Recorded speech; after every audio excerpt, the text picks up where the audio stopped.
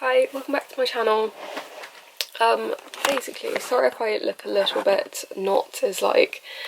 put together as I usually do, but I thought this was like a good thing to do to expand the range of stuff in my channel. I have been a little bit upset, but I thought it was the best time to discuss something that you might not be able to tell. I can't tell, I can only tell when I'm editing, but it's not like a big deal, but I thought I would go into basically how people can be hurt in relationships. And it sounds like a bit like, oh, okay, well, sort yourself out and then make a video, but I like to be honest, and sometimes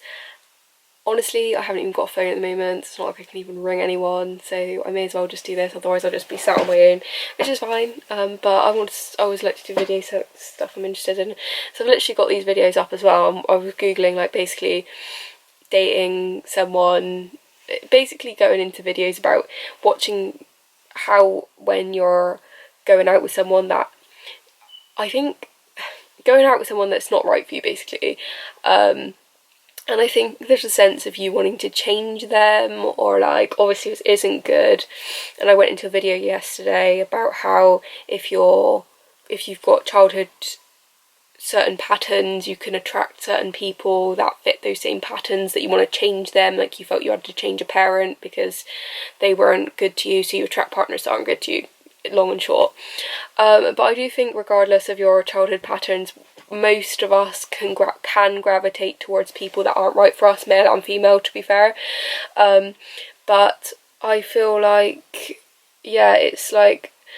this girl came up with some good little tips, to be honest, that it's harder to be mean to someone than it is to be nice. So like often in certain relationships, like if someone's like nasty to you, like it's understandable to be nasty back to them, and then that makes it easier to become like a bit of a toxic situation. But sometimes when people are like, obviously their flaws and their pain and their, you know, dysfunctional behaviour and ideas are not anything to do with you, if that is happening, like, but it's just like often sometimes people will try and evoke a reaction because they're probably trying to, like, you know, re-implement their, you know, recreate their own childhood patterns or whatever a lot of the time. But coming from somewhere, if you feel like you're like, you know, much more mature, like I feel like it's kind of, sorry, I'm not leaning, it's kind of like validation for the people where like it's kind of like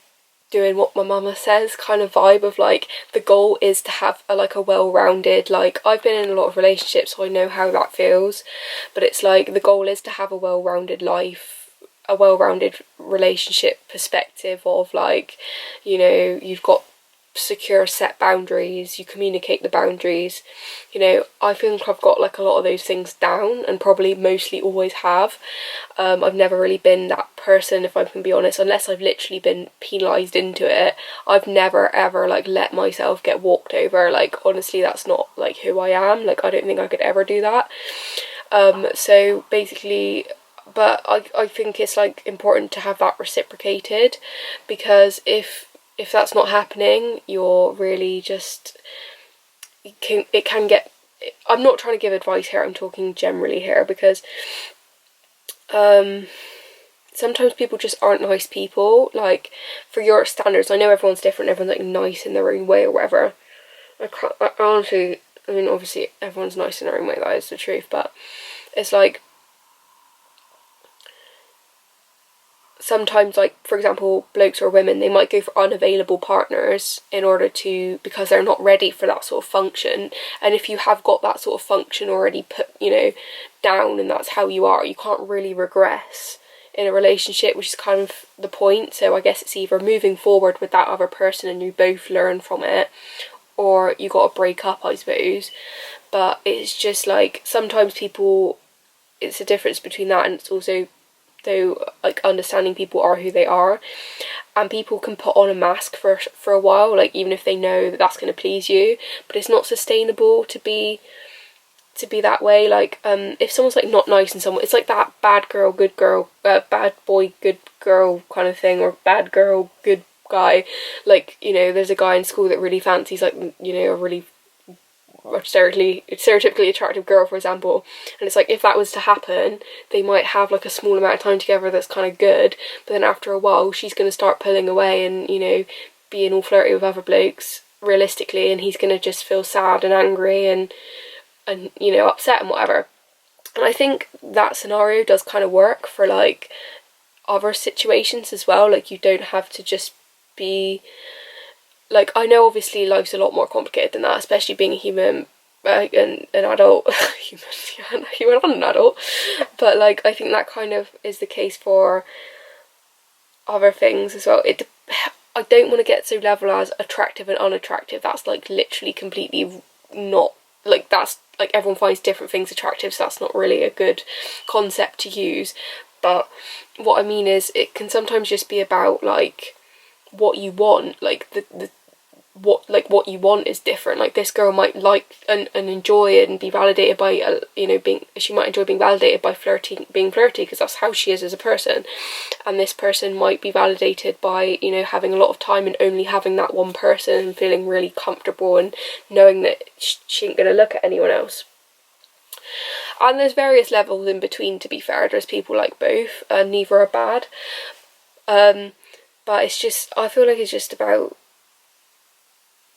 validating, as I said, the people that like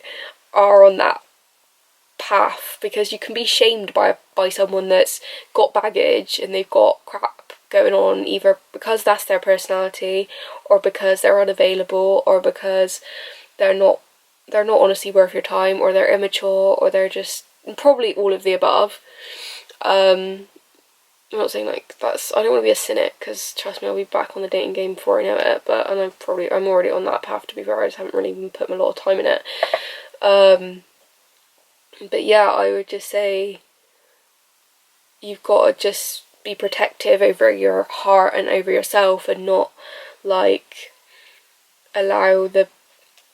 people that are going to mistreat you to do that. Because one thing I will say throughout any of my previous experiences, like, if anyone has tried to mistreat me, I've put them in their place. Like, even if that, you know, was a combative experience and they've started on me and I've started on them, I looked after myself. And I'm not saying that that's like always the answer, to have like physical protection. I mean, obviously you want to be physically safe, of course, like that's a natural human reaction, but I'm not going to let any person mistreat me. Like I don't think it's good to have that like righteous mindset. I do think God looks after us all, and, you know, he won't put us in a situation we can't necessarily handle. But I think it's just lessons in life, and like I don't want it to be like a weird school thing, like, oh, it's lessons, but it's important, I feel like, as you get through life, to be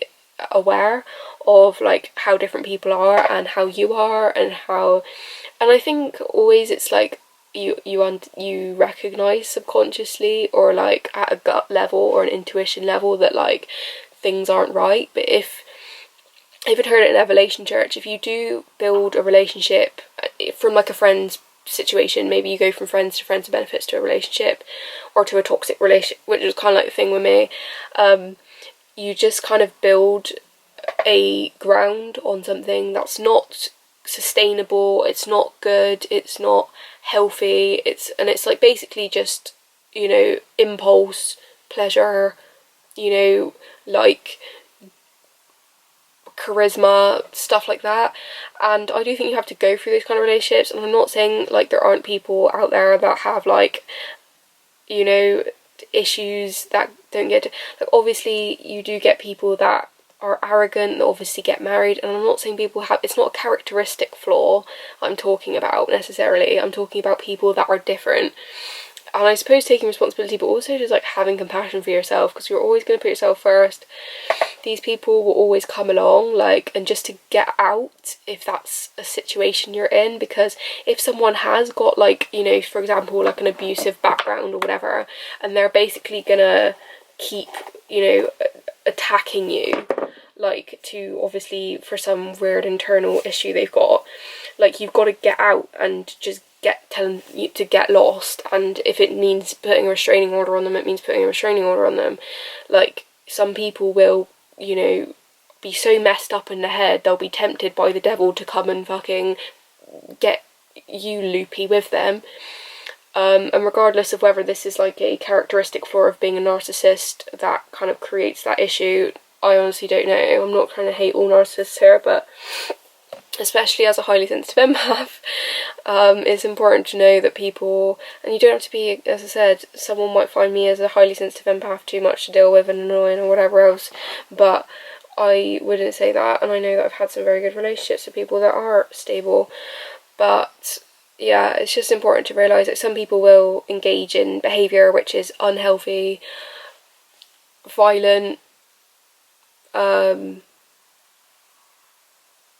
emotionally abusive, rude, unfair, authoritarian, and all of the above, because that's unfortunately how childhood happens to some people, and we all are affected by our lives in different ways, I suppose. But it's important not to live in this like role of like the saver, and like not to try and, like, I heard this phrase before, like,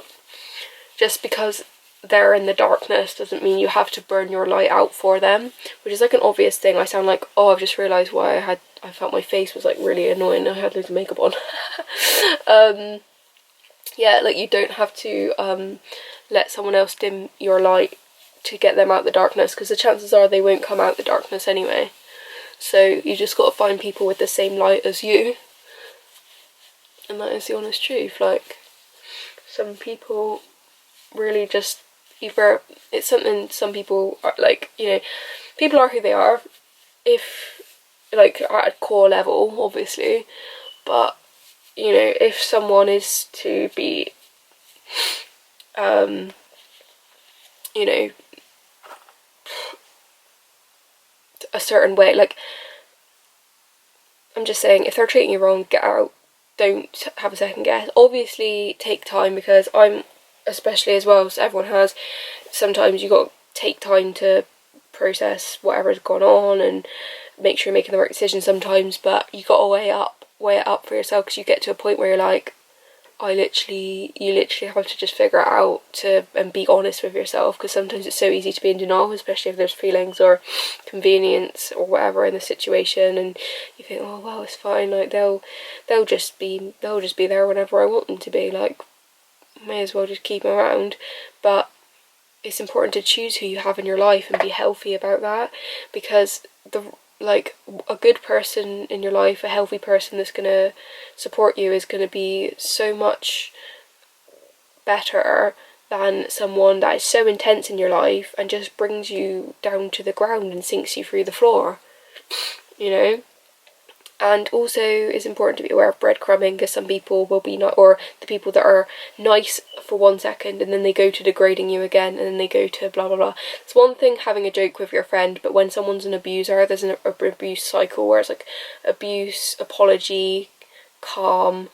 tension building, and you have to be aware of these people that do try and keep people in an abuse cycle, because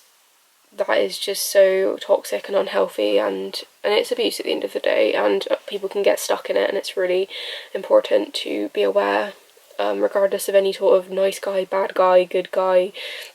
fit guy, ugly guy, whatever. Like, abuse is abuse, and at the end of the day, we're not designed to be in dysfunctional relationships, because that's what it is at the end of the day. A bad guy is a dysfunctional person, if you ask me. Like, they're not giving someone what we're designed to deserve in a relationship. They're basically just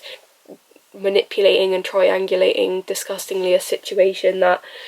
really we're not designed to do. It's unhealthy, it's unnatural, and it's strange to me. So that's why I would have never gravitated towards that kind of person if I hadn't been approached myself. I wouldn't have gone near him with a barge pole, I'm not going to lie. Not to say that some bad guys, but if you haven't got the same, like, you know, you don't align for whatever reason, it's not going to be good. So yeah, thought I'd have this little conversation. Thanks for listening. Bye.